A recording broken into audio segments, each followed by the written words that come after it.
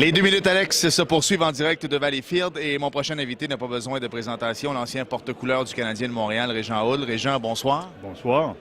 Régent, d'abord, plusieurs personnes ont resté surpris que M. Toew-Blake ait évolué et coaché dans la Ligue dans les années 50. Mais il faut revenir en arrière, c'était très fort la Ligue senior provinciale à l'époque. Oui, à l'époque, c'était très fort. Premièrement, il y avait seulement 6 équipes dans la Ligue nationale à ce moment-là. Puis beaucoup de joueurs de la Ligue nationale ont passé de la Ligue senior à la Ligue nationale au fil des années.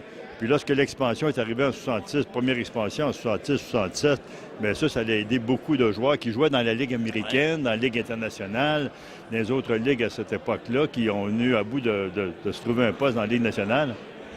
Autre temps, autre mœurs, parce qu'il y a comme une espèce de mini-musée qu'on a fait ici. Oui, et il y a même des joueurs qui, à l'époque, un peu comme Jean Béliveau, qui avaient été payés plus d'argent pour rester avec les Braves au lieu d'aller dans la Ligue nationale. Donc, c'était vraiment autre temps, autre mœurs. Bien, oui, ça ne me surprend pas parce que localement, ces équipes-là étaient très fortes. Il y avait des bonnes équipes de hockey parce qu'il y avait des bons joueurs à l'époque qui ne pouvaient pas jouer beaucoup ailleurs, à moins d'aller aux États-Unis, mais qui voulaient rester ici. Il y avait Shawinigan qui faisait partie aussi de la Ligue senior à cette époque-là. Si je me souviens bien, des gars comme Jean-Guy Talbot, Pete Morin, je me rappelle encore un petit peu de certains noms là, lorsque je suis arrivé à Montréal des années 60.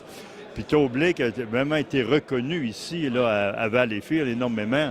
Premièrement, en tant que joueur, puis deuxièmement, en tant que coach. Parce qu'il faisait partie de notre organisation pendant les bonnes années aussi, ce qu'on a remporté plusieurs Coupes Stanley, autant comme joueur que comme instructeur.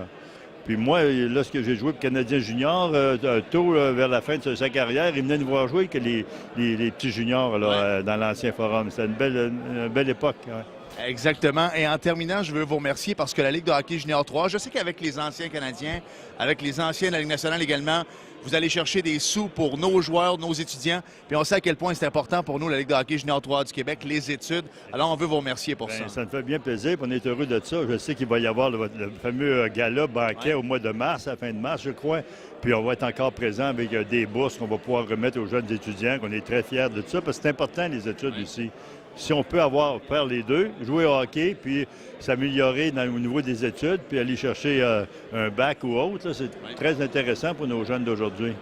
Je vous laisse aller, je sais que vous êtes en demande. Merci beaucoup et puis belle soirée. Merci. Merci beaucoup.